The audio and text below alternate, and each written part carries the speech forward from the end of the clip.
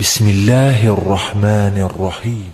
فاذكروني أذكركم واشكروا لي ولا تكفرون. يا أيها الذين آمنوا استعينوا بالصبر والصلاة إن الله مع الصابرين. ولا تقولوا لمن يقتل في سبيل الله أموات بل أحياء ولكن لا تشعرون. ولنبلونكم بشيء من الخوف والجوع ونقص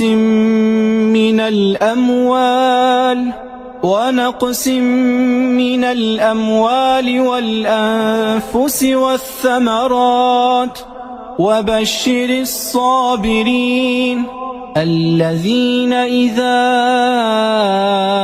أصابتهم مصيبة قالوا إنا لله وإنا إليه راجعون.